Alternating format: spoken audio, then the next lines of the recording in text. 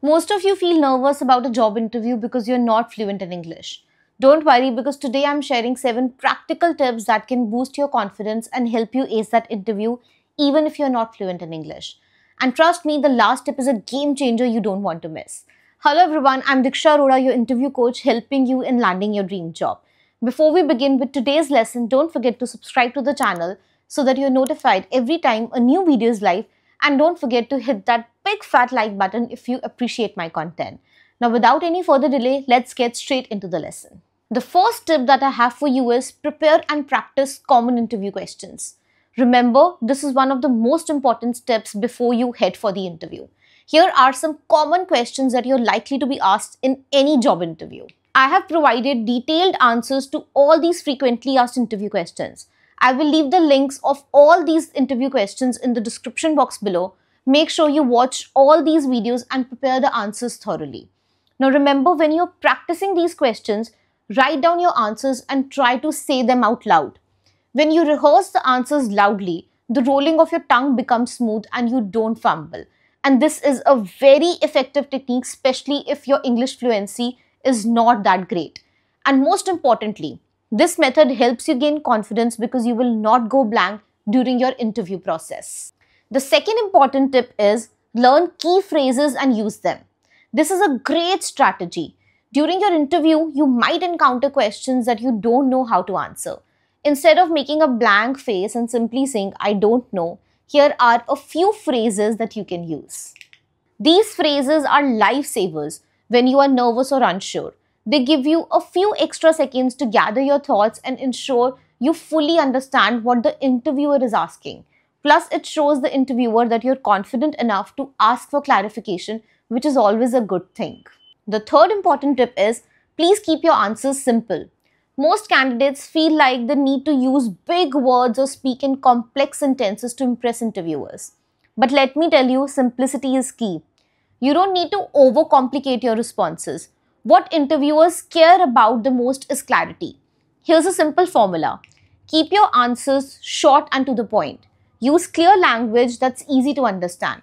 And most importantly, focus on communicating your ideas rather than worrying about your vocabulary. For example, let's say you're being interviewed for a project management profile and the recruiter asks, "Why do you want this job?" Instead of using a long fancy explanation, you can say something simple like, "I believe my skills in project management match well with the responsibilities of this role, and I'm excited to contribute to a company with such a great reputation." Such a response is clear, effective, and will not make you feel nervous. The fourth tip that I have for you is very important. Use the STAR method for behavioral questions. Many interviews include behavioral questions like, "Tell me about a time you handled a difficult situation," or "Give me an example of how you worked in a team." Now, these questions can be tough to answer because they require you to share professional stories. A great tip to handle such interview questions is to use the STAR method, where S stands for explaining the situation, T stands for explaining the task briefly, A stands for the action that you took, and R stands for the result. For example, let's say the interviewer asks you, "Tell me about a time you solved a problem at work." This is how you can structure your answer using the STAR method.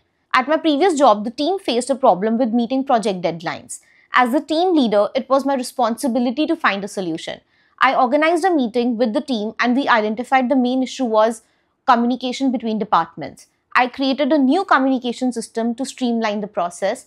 As a result, we were able to complete the project 2 weeks ahead of schedule. The STAR method makes it easy to structure your answers with a lot of clarity. So make sure that you follow this approach. The fifth tip that I have for you is that you must take into consideration if you're not fluent in English and you have your next job interview is practice with a friend or record yourself. Now, this is a very effective technique to boost your confidence. I know it sounds a little bit simple, but trust me, it really works. If you have a friend or a family member who can help you, ask them to do a mock interview with you. Have them ask you some of the common questions and practice answering them as if you are in a real interview. But if that's not possible, don't worry. You can still practice by recording yourself on your phone. Play it back and listen to your answers. Pay attention to your tone of voice, your pacing, and if there are any words that you stumble over. It's also a good way to check how your answers sound, and it gives you the chance to improve before the actual interview. The more you practice, the more comfortable and natural you will feel. The sixth tip that I have for you is don't be afraid to pause. One common mistake people make is thinking they need to answer immediately. This can lead to rushing and making mistakes. But here's a secret: pausing is okay. If you need a moment to think, take a deep breath and pause for a second before answering. This shows you are thoughtful and composed. For example, if the recruiter asks you a challenging question, it's perfectly fine to say, "Please allow me a second to think about that. I don't want to answer this incorrectly." Using such phrases helps you to collect your thoughts and answer the question more appropriately and correctly. This also helps you to avoid speaking too quickly, which can lead to mistakes or getting lost in your response. The final tip that I have for you is focus on your skills and not just on your fluency. The truth is, fluency in English is not the most important thing in your interview. What the interviewer is really looking for is whether you have the skills and experience for the job. You've already impressed them enough to get to the interview stage, so they believe in your potential. Focus on highlighting your strengths, your technical skills, your experience, and your work ethic.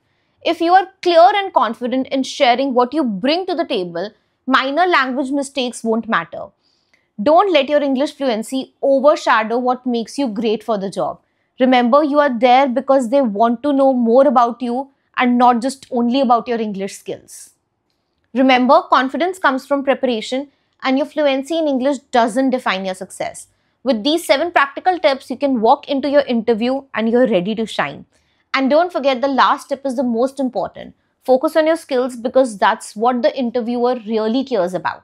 Thank you for watching. If you found these tips helpful, hit that like button, subscribe for more content, and share this with anyone who might need it.